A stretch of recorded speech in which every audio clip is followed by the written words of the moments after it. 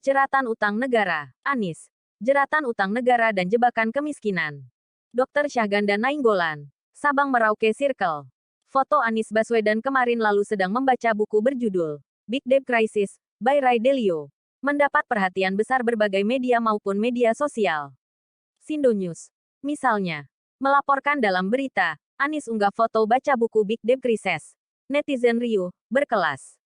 Tanggal 26 April tahun 2023, Anies memang menunjukkan kaliber kepemimpinannya yang substansial, yakni berpikir pada problem pokok.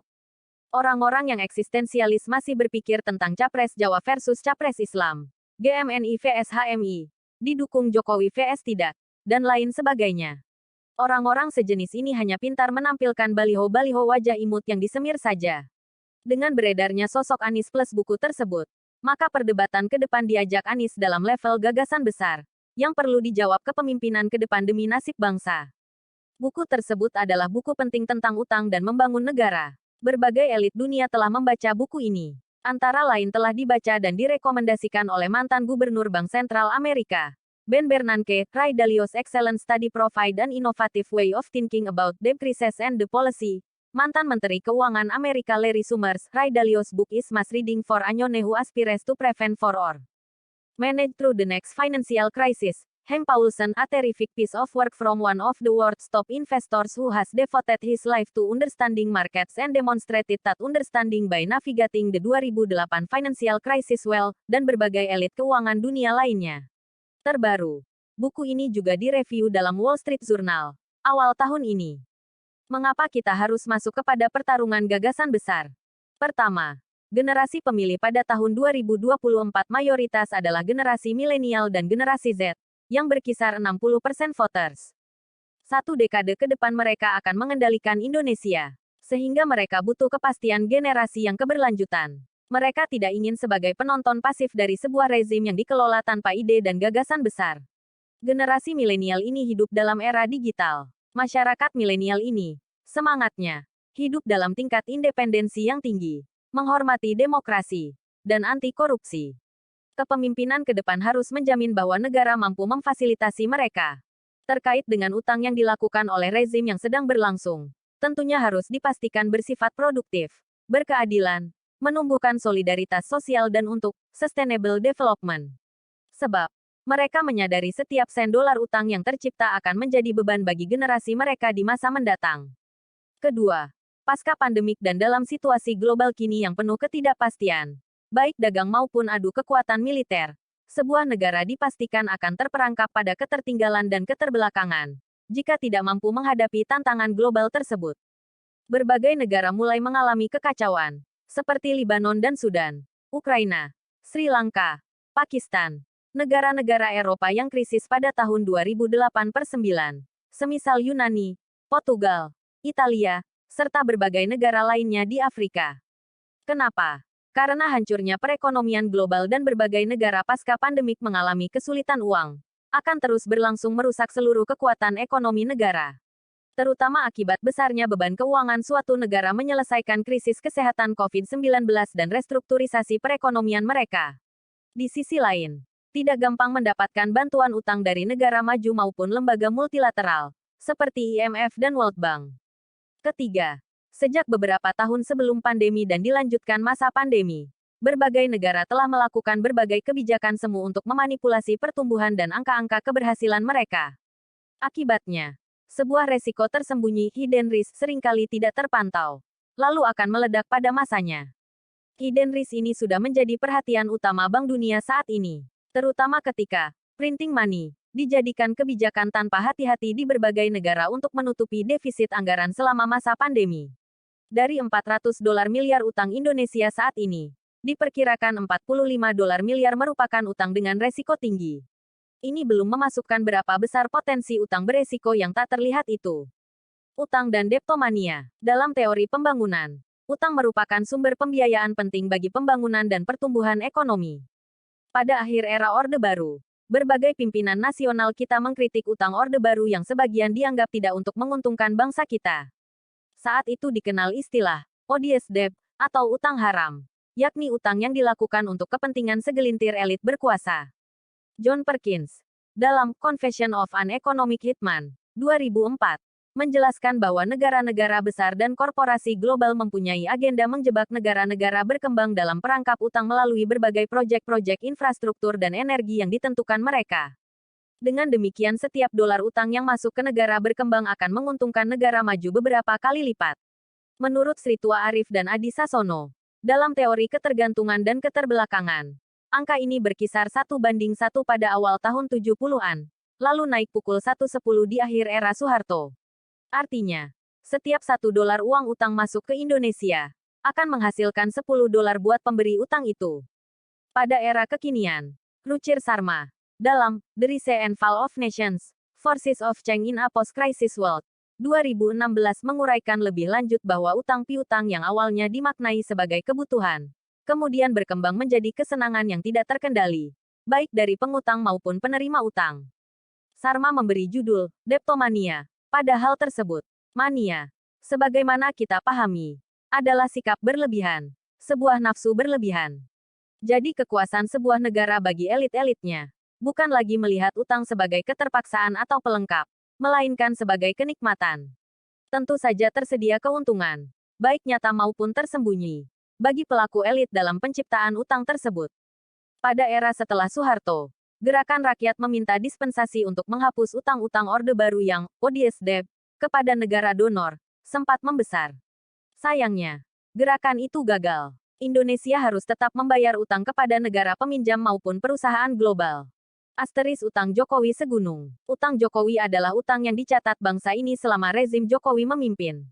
Catatan resmi pemerintah utang negara saat ini mencapai Rp7.755 triliun. Utang tersebut jika ditambahkan utang swasta dan BUMN, menurut Said Didu, mantan Sekretaris Menteri BUMN, akan mencapai belasan ribu triliun.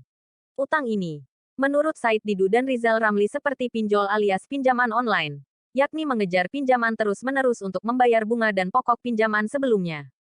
Jika dibandingkan era SBY, Jokowi dikatakan membuat utang Indonesia meningkat 300% alias 3 kali lipat. Sementara itu Rizal Ramli, Menteri Keuangan era Gus Dur, mengatakan bahwa bunga utang yang terbebani pada utang kita jauh di atas rata bunga secara internasional.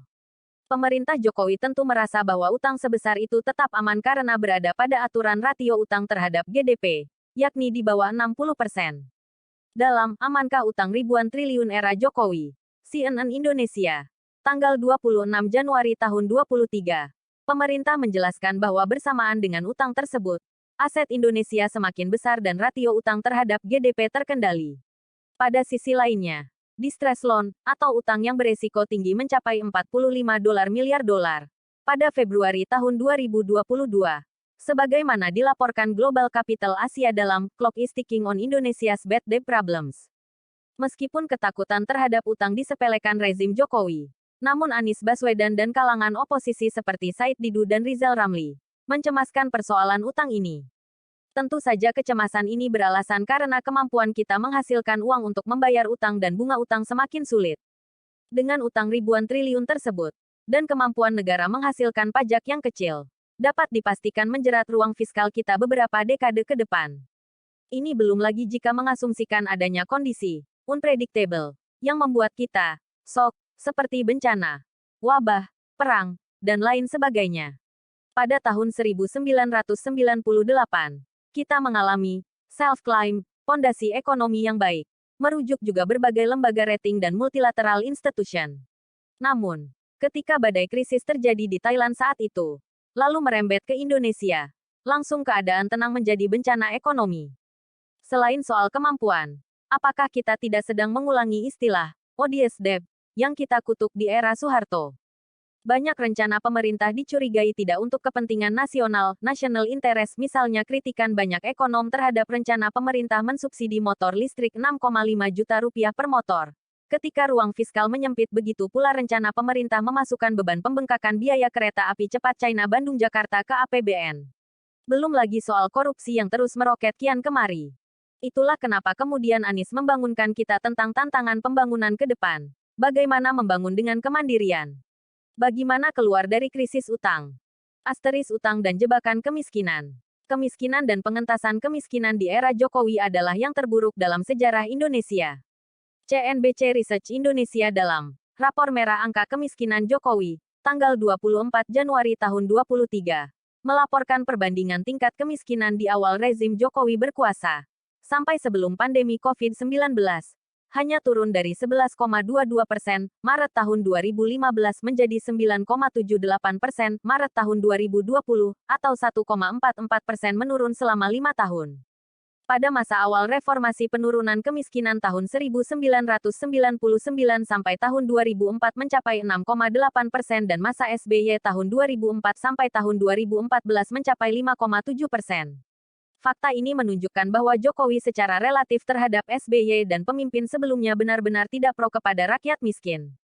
Secara teoritis, memang utang yang masuk ke sebuah negara berkembang dikontrol oleh keinginan asing atau investor. Uang-uang yang mengalir ke Indonesia semakin lama hanya menguntungkan segelintir elit penikmat ekonomi kita. Struktur ketimpangan di Indonesia sangat parah, dan mereka, oligarki dan orang-orang yang berkolaborasi dengan pemberi utang, memutar uang mereka pada sektor-sektor dan bisnis yang menguntungkan saja.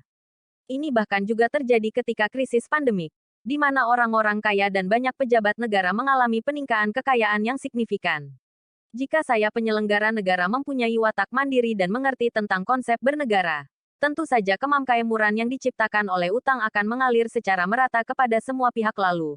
Akhirnya orang-orang miskin akan terbebas dari kemiskinannya. Dalam era Jokowi, lebih parah lagi utang-utang yang dikembangkan pada infrastruktur dan sejenisnya telah menciptakan jebakan utang, seperti membengkak dan terus membengkaknya biaya kereta api cepat Bandung-Jakarta. Lamanya durasi perjanjian pemakaian lahan bagi keperluan infrastruktur. Ratusan tahun jika perpanjangan terjadi. Dijadikannya BUMN sebagai jaminan utang. Dan lain sebagainya. Penutup, melalui postingan foto dirinya dan buku, Debt Crisis, by Ray Dalio, yang dimediakan masif oleh media sosial dan online. Anies ingin menunjukkan pada bangsa Indonesia tentang perubahan ke depan adalah keluar dari jeratan utang yang diciptakan rezim Jokowi. Rezim Jokowi telah membuat utang kita nantinya akan mencapai 300% dari jumlah utang era SBY atau belasan ribu triliun. Pada saat bersamaan kemiskinan tidak berkurang signifikan dibandingkan era SBY dan era pemimpin sebelumnya. Utang menurut Dalio dapat dikurangi dengan austerity, debt default and restructurings, money printing by the central bank and transfer of money from those who have more to those who have less, tergantung sifatnya, inflationary, deflationary cycle. Pemimpin ke depan dapat melakukan itu asalkan tidak seperti rezim penghamba utang saat ini serta fokus pada kemandirian dan sektor prioritas. Namun, yang lebih penting lagi adalah utang hanya dan hanya bisa diletakkan menjadi bagian pelengkap penting dalam pembangunan bangsa apabila pemimpin ke depan adalah pemimpin perubahan, yakni cinta rakyat dan anti korupsi, bukan perpanjangan rezim Jokowi.